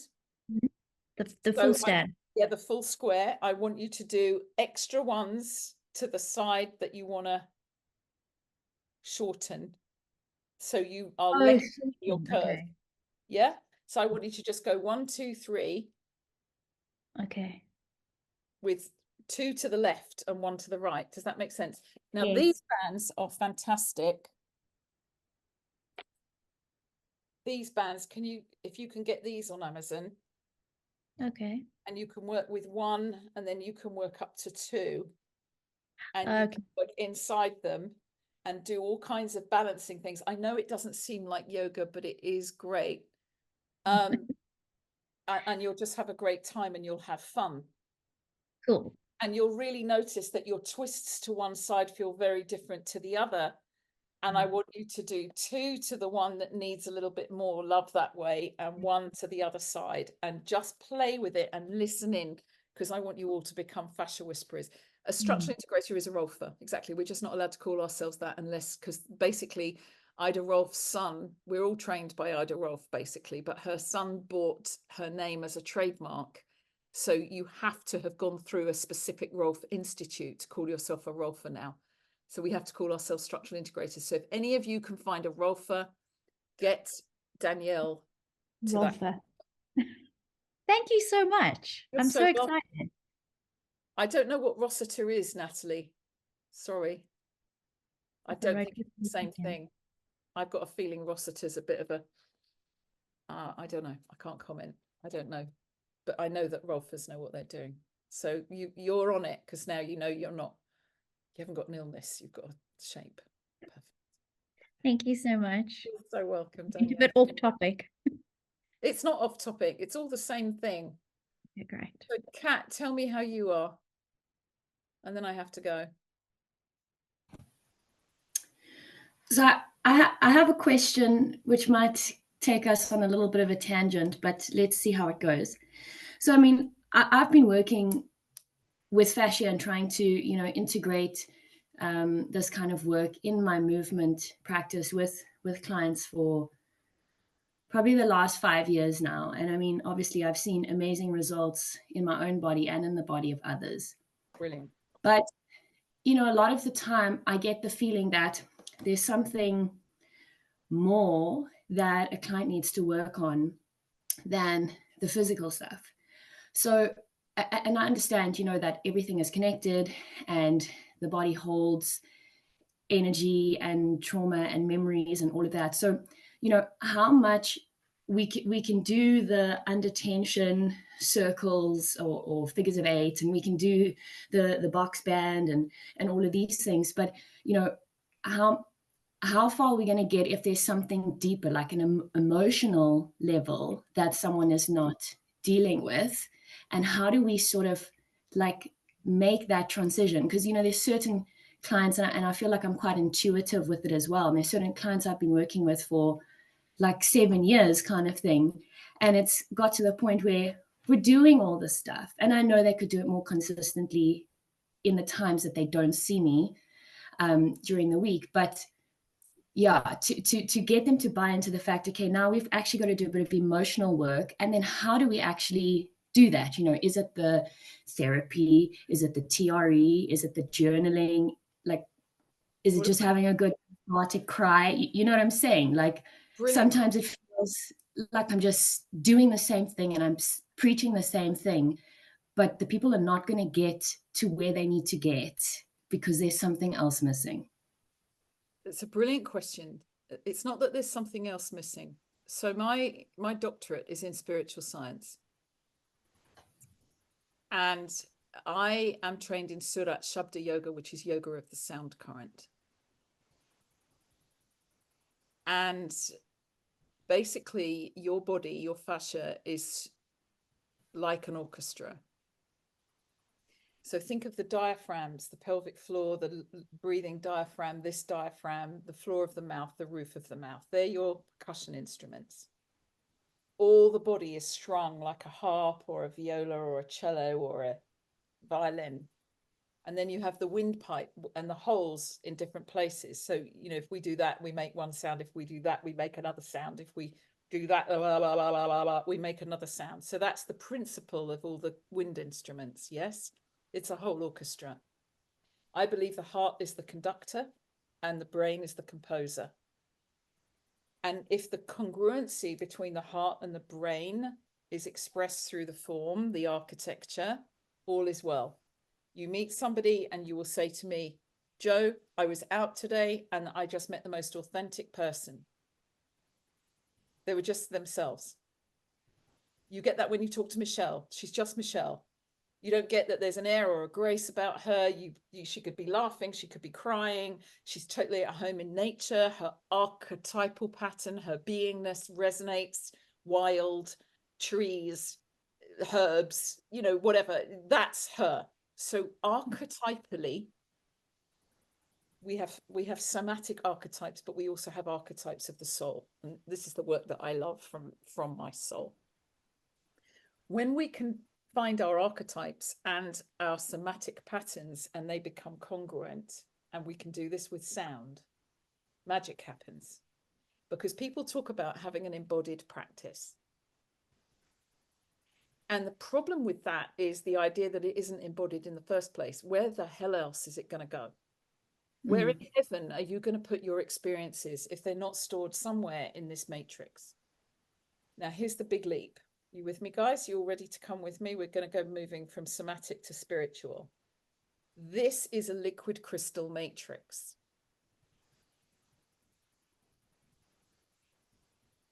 Crystals, quartz crystals, are what silicon chips are designed to simulate. They are synthetic, pure quartz crystals. Pure quartz holds memory. And the other thing that's the nearest to pure quartz that we have in our lives that's completely clear is water. This is 60 to 90% by volume water, but it's a specific kind of water. It's bound water. So the binding means it forms as a liquid crystal matrix. It holds memory. So the work of Gerald Pollack, there's a rumor that he's now working with Bill Gates because bound water holds more memory than a silicon chip. So our computer, I promise you, the future of AI is in structured water, or the pattern of structured water. So when somebody says to me, well, I think the issue's in the tissue, I honestly, I laugh, not because I'm laughing at them, but it's the laughter of recognition. Where in heaven else is it going to go? And what you are doing is, rather than working at the intellectual level, which is A plus B equals C, and I've got to do this pose to do that, and this is a class, and da da da da da, you've moved even into the instinctive movement center, which is where you all are to breathe and move. Moves much faster than the intellectual center, and you have access to the intuition. And that intuition is telling you that in this body, there is a block somewhere. Now, you can get really, really good at identifying where that block is, what that block is, putting your hand on it, and you will change it immediately. But so will you change it if your client hums through it or does a mantra. They're called seed sounds. So if you can get people, and this is the simplest way of doing it, is working with I'm going to tell Michelle I'll do a class on this with you, because it would be an absolute joy to me. But we just have all the chakras, including the eighth, because the embryo starts, the eighth chakra starts, the heart starts here above the crown. And then the head grows, and the heart feeds the growing brain, which pushes the heart down to the fourth chakra position. And then it grows the spine down the back, places the spinal organization, and then the sides wrap round and incorporate the heart, and then the face unfolds up from it. So we actually self-organize from the eighth chakra to the fourth, and the fourth down to 3, 2, 1, and we come up from it. It's extraordinarily beautiful. The geometry of it is just exquisite. Geometry means geometer. The geo is earth, meter is measure, so the measure of earth. So if you take that to the next level, Gaia, matria. Meter comes from mater. So Gaia matria is the measure of Mother Earth. That's what geometry really is. We are geometric. This is a tensegrity icosahedron. It's beautiful. There's so much to it, but each geometric shape resonates at a different frequency. So what happens is, when somebody has an emotional trauma, I imagine it like toffee on an elastic. So if you imagine this, we want everything doing this, we want everything resonating beautifully, and there's a lump of toffee on it that's making it do that, that is accumulating a charge, literally an electromagnetic charge, and it becomes a charged emotional point in their system. Now, sometimes it's released through body work. It's part of structural integrations, what we do. But if you hum, you can get people to hum, or we use the hue, H-U, hue, because hue, it's so simple and everybody can do it. And it means divine. It's a Sanskrit word like but you just don't hear it very often. It's very beautiful. And it resonates through, and it can literally disintegrate the toffee on the elastic. And people are sitting there with tears pouring down their faces, and you're just absolutely fine with that, and it just goes. And that's how you do it. You do it through resonance. So I recommend any of you, if you can get your hands on a singing bowl, or go to a sound bath, or use a gong in your studio. I know it sounds bonkers, but it is incredible. And there are 1,000 instruments.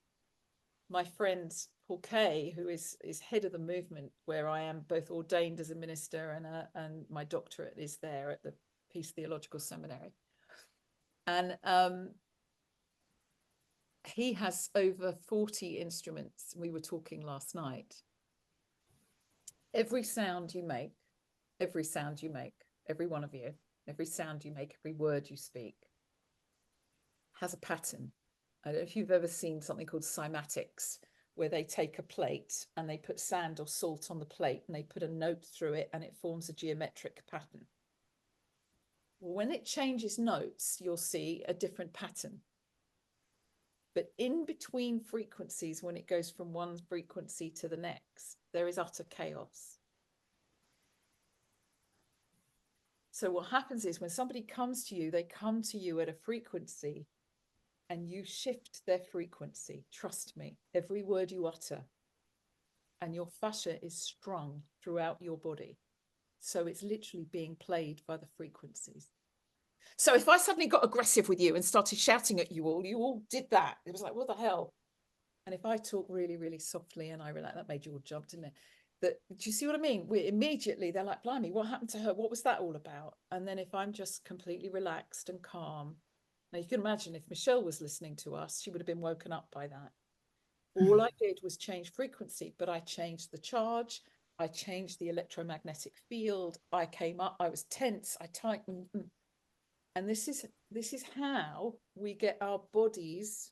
You look so relieved now that I've stopped yelling. This is how we change our bodies and how we don't realize it, but our body language is a system of frequencies. In MSIA, we work with what's called the audible light stream. So Surat Shabda Yoga is yoga of the sound current. And everything we do is designed for us to rest and hum a mantra. And then we get our own initiatory tones. It is a superpower. And that's where you're going. Because what happens is you learn the frequency of each chakra, and then you learn the frequency of the levels of awareness. We've got physical, astral, causal, mental, etheric, and then soul. The charge on physical, astral, causal, mental, and etheric is negative. The charge on soul is positive. It's like the ends of a battery, and all we're trying to do is bring soul awareness in to the physical realms. These are the lower realms. That's what we live in. And all of you are in the healing arts. All of you are healing artists. And all of you, whether you know it or not, are working towards bringing soul energy into your client's somatic experience. That's what you've just told me. In other words, in my opinion, but I think it's pretty accurate. Is that true? Anybody here resonating with this? Of course, you want to make a difference to people. Absolutely. And so just to finish this, Kat, is that when I said I can hear somebody on the phone, I have a form of synesthesia, which means that my hearing and my sense of touch overlap. It's the weirdest thing. And I didn't know what it was when I first started working on people, when I trained in Rolfing, and I put my hand on a body and get somebody to move. Rolfing is so gorgeous because you move while you're being moved. So chiropractic, you're passive and someone goes, and then you get up. But what happens in Rolfing is if I'm doing that on someone's hand, I'm getting them to do that at the same time. I'm responding to their ability to move. So if there's some toffee stuck, I'll come across it immediately and I can gently relieve it according to their ability to move out of it. So it's a very intelligent approach. I'm not saying chiropractic isn't. I've seen some beautiful chiropractic work. But this is just different. And so when I'm talking to somebody, I can hear them, I can hear their tissue. And sometimes if I'm really relaxed, I can pick up, oh, it's your right ankle. What did you do? And they're like, what the hell? I'm on the phone. And I don't know how I know. And sometimes it's wrong. You know, it's not always right. But I trained with Carolyn Mace for 20 years. So we were trained in medical intuition and archetypes. So, you know, I should know a little bit. But what I think you're doing is you're asking me, how do I take this person from the physical towards the spiritual? And I'm telling you that sound is the key. So find a mantra. I'll tell you what, would you like it if I ask Michelle if I can do a class with you all? And I'll teach. Okay, great. We'll do a sound. I can't believe this. I literally, do you know, I sat down tonight and I thought, something's gonna come up tonight that's really important for everybody. I wonder what it is. Can I tell you, Joanne, this is like resonating hugely, and you can ask Kirsty because I chat to her about this a lot. The whole year, so the last 6 months, I've just been saying, I need to connect to spirit. There's something missing. Like I've got the physical down, I've like worked on the emotional and the mental, but there's something missing, and it's the spirit. I need to connect to the spirit. And I've been talking about it the whole time. And just last week, I think I said, I have this like feeling that I want to get into singing bowls and like feel that and like sing like in classes and stuff like that. So this is very exciting stuff. It's resonating huge. Well, what I'll do it through Michelle, so it's managed and it's all through, so that you all know what you're doing. And what we'll do a 90-minute session, and I'll teach you the Anai hue. It's very important because Anai is empathetic, so it makes an empathetic resonance. And then the hue you work with, and we'll just work with it together at different levels, and you'll see magic will happen. And if you put that together with the micro movements, you will see magic happening because you're putting tension and compression through the system. So what you're doing is you're tuning the strings, then you're playing the harp. And here's what happens. I promise you. You learn what we call self-regulation. I think it's to tune your instrument. And if I had a harp at one end of this room and a harp at the other end of this room, and I played the E string, the correct E string at the far end of the room, it would tune and resonate the E string at the other end of the room. Without question, that would happen. That's real. That's science. That's not me making it up, sounding like what John Sharkey calls the hairy fairy one. That's real. And it will resonate at either end of the room. And what you do then is we call it self-regulate, attunement, we call it ministerial attunement. I'm a minister, I'm an ordained minister, so I can come in and bless you all at the same time. So that's just a thing. So it's like, it's a responsibility, not an achievement, but it is an achievement as well. It takes a lot of time, but it's beautiful. And I will teach you how to do this as a meditation that you can take away with you. We actually call it spiritual exercises because it's more active than meditation. You bring in a mantra in. I am going to teach you to use the Anai hue that's going to take you out to spirit. Okay, but it's not free fall. I'll call in the light to guard you and guide you. Yeah, is that okay with everybody? Oh my God. Yeah. So we'll do that, and then you've got something that you can do, and you can do it with your clients. And all I want you to do is teach them the Anai hue, but get them to chant with you, because you'll become guardians of that sound. And when you self-regulate, they co-regulate. In other words, you tune them. And then you start with the sound bowls, and then you get to a point where you don't need to talk. You don't have to worry about the cueing. And I have one friend who works with me. She happens to be a minister in MSIA as well, but she's working with Myofascial Magic in Action, which is our school. And she's working with non-verbal autistic adults who can't settle. They can't pay attention. They can't hold their attention span for longer than 3 minutes. And she's now got 4 of them separately into a 45-minute class of complete rest and relaxation, gradually winding down till they go to sleep. And their carers can't believe it. They've never seen anything like it. And she does 2 things. She works with the breath using a paper feather that she makes that they blow on. They love watching it flicker, which is just genius. And the other thing she does with them is works with the ball and little tiny bouncing movements on their hands and their feet. And all it does is restores their base resonance, and they just relax. And if she can do it non-verbally with no words, with autistic adults that just literally are like this all the time, then there's magic in it. And she plays ever so soft mantras in the background. The other thing is, any of you working with Parkinson's patients, is that what happens when there's sound is it accesses a different part of the brain called the medial lemniscate. It doesn't go through our sensory motor system. So it transforms our movement. So why have we got to wait till we're ill to get that? Why can't we build our well-being? So I've got a feeling, am I right in thinking that actually Kat is speaking for all of you at one level? Yeah, great. Okay. Watch this place, and I will book something in with Michelle as soon as possible. Is that all right with you all? Yeah, thank you. You're so welcome. And I have to go because my son has come in and we need to eat. So what time is it in South Africa? 8:30. Okay, you're just an hour ahead of me. Does anybody else want to say anything? I've just a feeling somebody wants to say something before we go. Natalie or Ilse or Victoria, somebody want to say something? I got your book.